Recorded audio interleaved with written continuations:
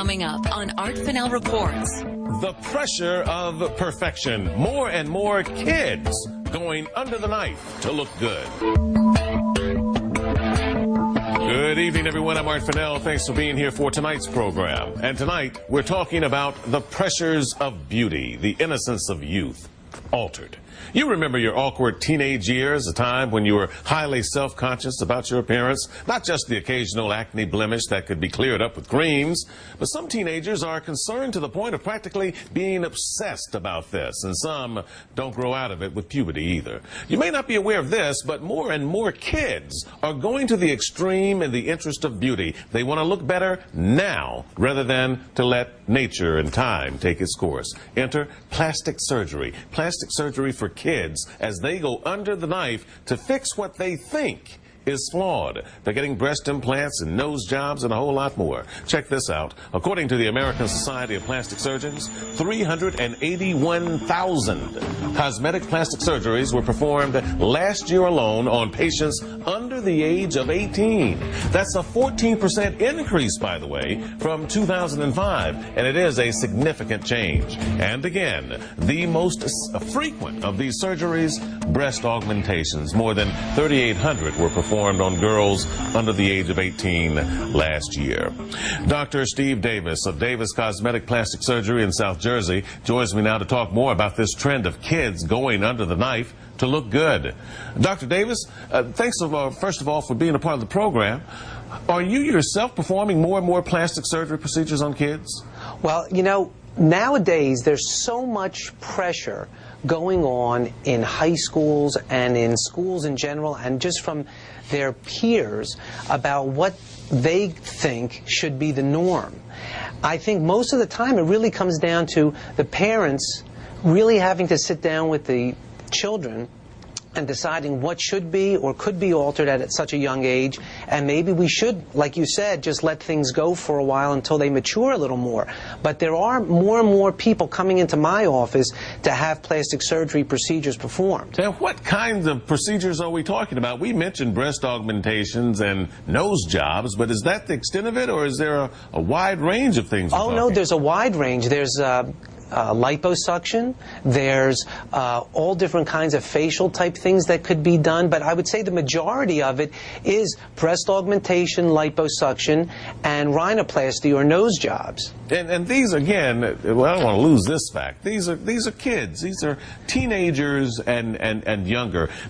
Where does the parental consent enter into this? Because if they're under 18, they've got to have that, right? Exactly. So obviously these parents are in favor of this.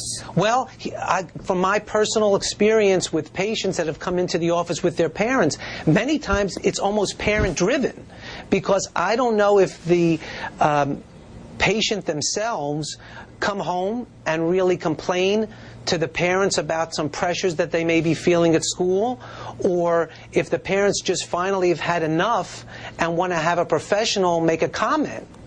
And many times I think it is incumbent upon the plastic surgeon to step in and say, you know what, I think you're entirely too young to have this procedure done. And that's happened to me multiple times, where I think the parent almost wants me to play the bad guy and say it's too much. You're reading my mind, because that was my next question as to when can you and other plastic surgeons say, no, you know what, I'm not comfortable with it, I don't recommend it, and I won't perform this, and if you insist on having it, you'll have to go elsewhere.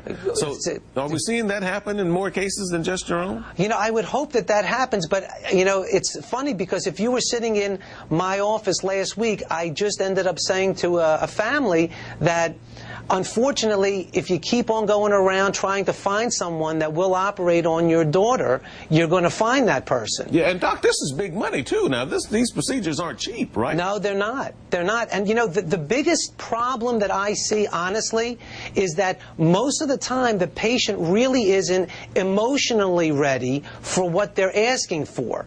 And I think that's where the parent and the doctor and the patient really have to sit down and say, look, we're not saying that this isn't something that that eventually you could do. What we're saying is that right now you may not be emotionally ready for it, because many times the patients come in and they are physically much more mature than you would expect. But you say emotionally ready, but are they physically ready for this? Okay, these are young bodies. Right. And in one hand, a young body is strong and able to mend itself perhaps more quickly. But on the other hand, if it's too young, might that be a bigger problem? Yeah, that's exactly what I'm talking about. For instance, in a rhinoplasty situation, there are times when you can almost tell that the nasal bones and the cartilage of the nose have almost stopped growing. So in all reality, it is a matured nose. However, are the rest of the facial bones finished growing? So if you do alter the size of the nose, have you now made that nose too small for the patient's ultimate look of what their face is going to look like? Sure. In terms of liposuctioning, we see that a lot of times too, where we really hope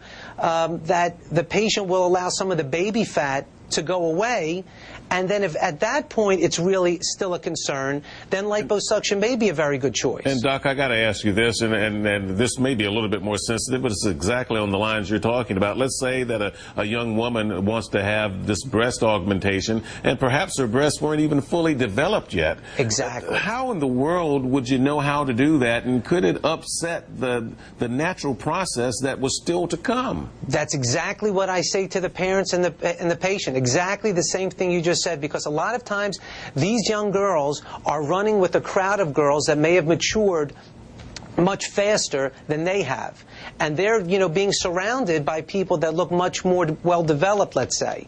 They have no idea what they're ultimately going to look like, and I think a lot of times the parents may say, well, she's been that way for 2 years, or I'm looking at her grandmother and myself, and she's not really going to get that much larger.